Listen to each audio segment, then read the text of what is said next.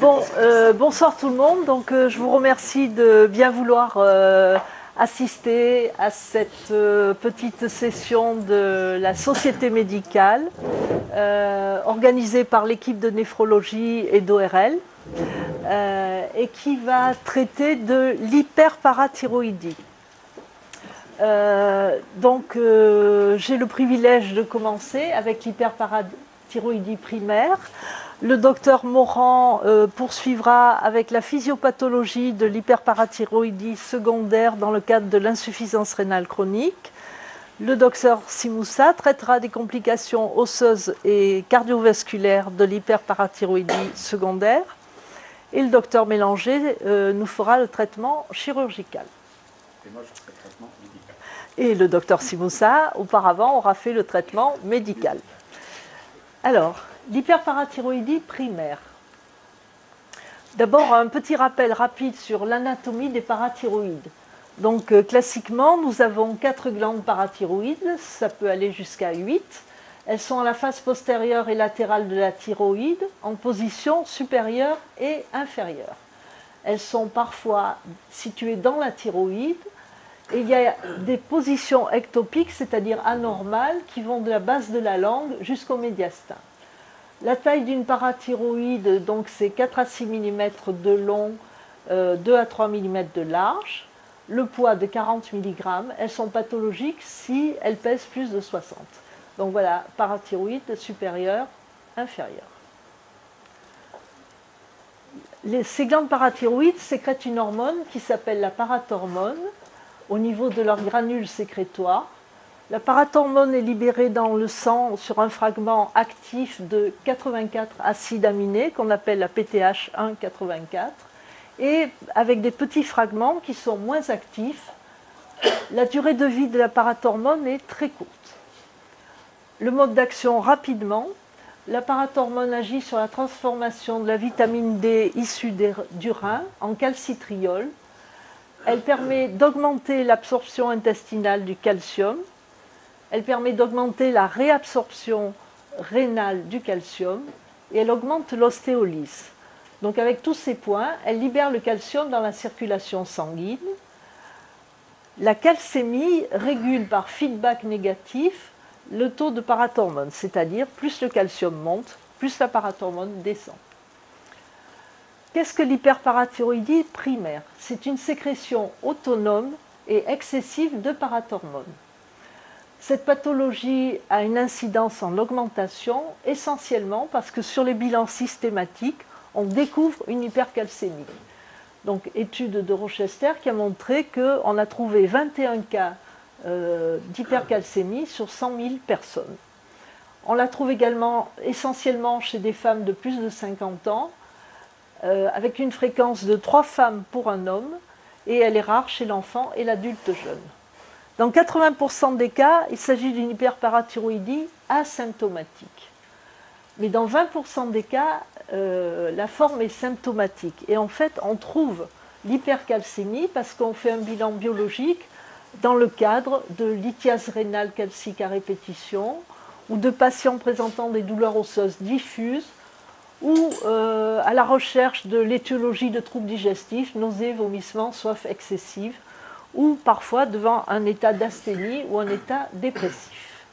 Je vais vous présenter un cas clinique que j'ai eu à traiter. Donc, il s'agit d'une femme de 65 ans qui a été adressée en consultation en décembre 2014 par son médecin pour une insuffisance rénale légère et une hypercalcémie discordante.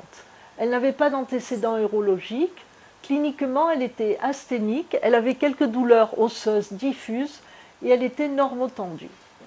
La biologie a mis en évidence une insuffisance rénale légère avec une clairance de la créatinine à 55 ml par minute. La kaliémie était normale, il n'y avait pas d'anémie. En reprenant les bilans biologiques antérieurs, on a vu que cette insuffisance rénale remontait à l'année 2010. En ce qui concerne la calcémie, elle était trouvée à 120 mg en septembre, 121 en décembre, et 3 ans auparavant, elle était déjà à 113.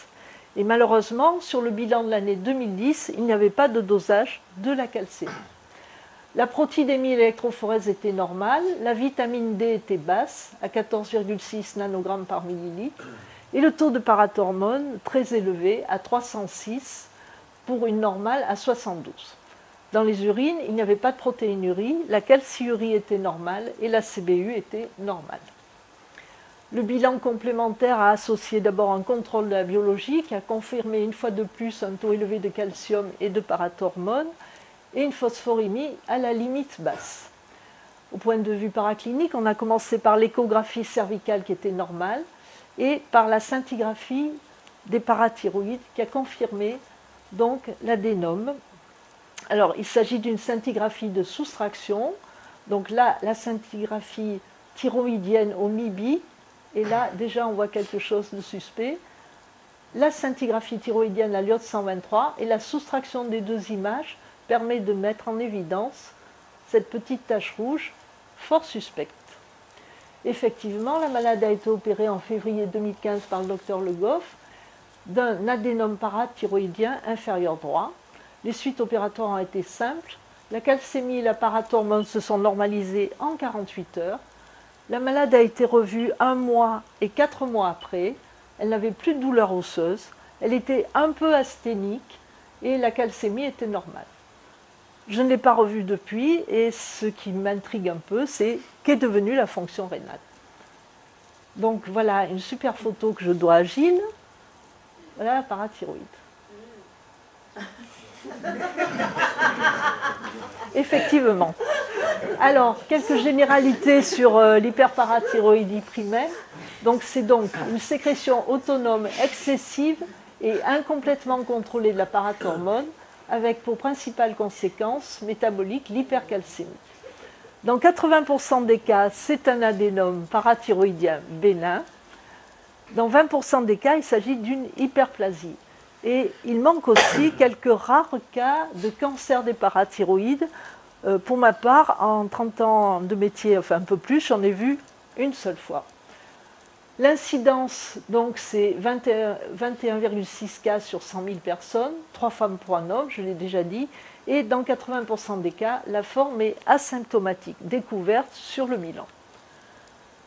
Pour faire un petit comparatif entre hyperparathyroïdie primaire et secondaire, l'hyperparathyroïdie primaire, donc, c'est une hyperactivité pathologique des glandes parathyroïdes qui aboutissent à l'augmentation de la synthèse et de la sécrétion de parathormone, et donc à une augmentation de la concentration sérique de calcium. L'hyperparathyroïdie secondaire à l'insuffisance rénale, dont va vous parler le docteur Morand, est due à la diminution du tissu rénal, donc diminution de la calcémie, et par feedback négatif, augmentation de la sécrétion de parathormone, d'où les troubles du métabolisme phosphocalcique. Donc, asymptomatique, ça veut dire qu'on découvre une calcémie normale ou supérieure à la normale, avec un taux élevé de parathormone ou inapproprié par rapport à la calcémie. Il faut donc reconnaître il est donc important de reconnaître les critères diagnostiques de l'hyperparathyroïdie primaire asymptomatique. Pas de lithiase rénale, pas de chondrocalcinose, pas de signes cliniques de type neurologique, cardiologique ou digestif. Les manifestations sont soit liées à l'hypercalcémie avec des signes neuromusculaires, digestifs, psychiques ou cardiovasculaires, soit liées au rein avec des lithiases rénales bilatérales calciques, une néphrocalcinose. L'hypercalciurie ne se voit que dans 40% des cas. Il y a des signes osseux, dont vous parlera le docteur Simoussa, douleurs mécaniques prédominant aux zones portantes, déformations osseuses. Les signes neuropsychiatriques sont retrouvés dans 23% des cas, dépression, anxiété, troubles de l'humeur et du sommeil. Et enfin, les signes cardiovasculaires, très importants, avec des coronaropathies, insuffisance cardiaque et des calcifications des valves cardiaques.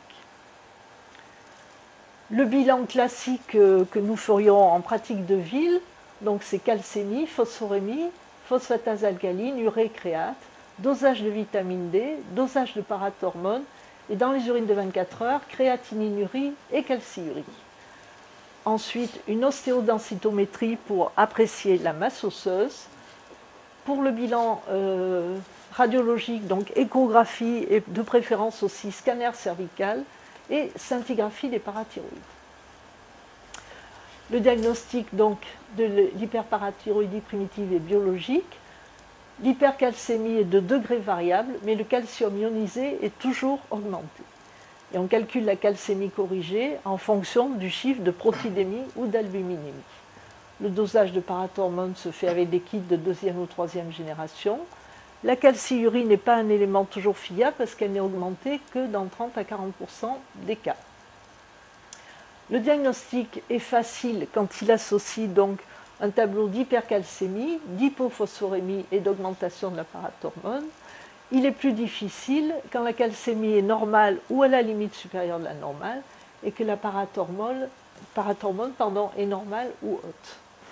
Pour confirmer le diagnostic, on peut faire un test de charge calcique qui s'appelle le test de PAC, que pour ma part, enfin notre part d'ailleurs, nous n'avons jamais fait en pratique courante, dont le principe est d'administrer une dose de calcium élément à un patient qui, les jours précédents, a été soumis à un régime pauvre en calcium et chez lequel, je passerai celle-là, on étudie la réaction du dosage de calcémie et de parathormone après la charge. S'il s'agit d'une hyperparathyroïdie primitive, malgré une charge en calcium, la parathormone ne va pas diminuer au bout des heures suivant le test. Comment on traite l'hyperparathyroïdie primaire? Par chirurgie ou traitement médical. Alors, deux petites études rapidement dites, parce qu'en 1999, on se posait la question, faut-il vraiment traiter les hyperparathyroïdies? Donc Silverberg a sorti une étude dans le New England sur 121 patients suivis sur 10 ans. 83% des patients étaient asymptomatiques et dans 75% des cas, l'évolution n'a pas été péjorative. Mais dans 25% des cas, la calcémie a augmenté de façon sévère et la masse osseuse a diminué. L'étude de Rao, donc dans le journal d'endocrinologie 2004, 53 patients asymptomatiques sont étudiés, 25 sont opérés, 28 ne sont pas opérés. Ils ont tous été suivis tous les 6 mois pendant 2 ans. Et chez les patients opérés, il y a eu une nette amélioration de la densité osseuse et surtout de la qualité de vie. Quelles sont les recommandations de la Société française d'endocrinologie? C'est la chirurgie de première intention. Quand l'âge est inférieur à 50 ans, quand il y a des complications rénales, néphrocalcinose, lithiase, quand il y a des signes osseux, quand la calcémie est au-dessus de 110 mg, quand la calciurie est élevée au-dessus de 400 mg, quand la fonction rénale est altérée et quand le T-score à l'ostéodensitométrie est inférieur à 2,5, à moins de 2,5, pardon. On peut avoir un refus, une contre-indication à la chirurgie ou se poser la question de la chirurgie si les patients sont âgés de plus de 50 ans, s'ils sont asymptomatiques, si la calcémie n'est que modérément élevée, la calciurie basse, la fonction rénale normale et le T-score supérieur à moins de 5. Si on se contente d'un traitement médical, d'abord il faut surveiller le malade, conseiller une hyperhydratation de 1,5 litre minimum. L'apport en calcium doit être normal et surtout il faut traiter le déficit en vitamine D. La surveillance biologique est annuelle, calcémie, phosphorémie, calciurie et bien évidemment la parathormone que j'ai oublié. Les tests de remodelage osseux, le CrossLapse et faire une ostéodensitométrie tous les ans ou tous les 2 ans. Le traitement médical, c'est le Mimpara, ou Sidacalcet, donc c'est un calcimimétique qui au départ était indiqué dans les hyperparathyroïdies secondaires et qui a obtenu l'AMM en 2008 pour les hyperparathyroïdies primaires. Et donc qui est utilisé en cas d'hypercalcémie sévère ou en cas de refus ou de contre-indication à la chirurgie. Il est également indiqué dans les rares cas de cancer parathyroïdien. La posologie est de 60 à 360 mg par jour. Donc l'étude du médicament a été faite sur Primara, C'est une étude multicentrique qui a été faite chez 305 patients dans 60 centres européens entre octobre 2009 et décembre 2010. Les patients ont commencé, donc étaient âgés de plus de 18 ans et la dose de départ était de 30 mg par jour. À la fin de l'étude, on a étudié donc la calcémie, la phosphorémie et quelle était la posologie du Minpara. Donc voilà, 305 patients. 28% ont arrêté le traitement pendant l'étude. La majorité a été opérée. 219 patients étaient toujours sous Cinacalcet à la fin de l'étude. Donc l'évolution dans le temps de la calcémie, avec une calcémie moyenne de 115 au départ, qui descend autour de 102-103. Par contre, le taux de parathormone, qui était à peu près de 150, descend beaucoup moins parallèlement. La tolérance de ce médicament est bonne en général. Les événements indésirables sont toujours les mêmes, nausées, céphalées, arthralgie et myalgie, et ils dépendent de la sévérité de l'hyperparathyroïdie. En conclusion, cette étude Primara, donc c'était l'étude première, le taux de Minpara, la posologie initiale du Minpara était bien de 30 mg par jour, mais il a été nécessaire d'augmenter les doses pour la majorité des patients. Donc ça nous a permis d'utiliser ce traitement en alternative à la chirurgie. On a assisté à des réductions de la calcémie et de la parathormone. Par contre, au niveau de la phosphorémie, l'impact a été beaucoup moins important. Voilà, je vous remercie.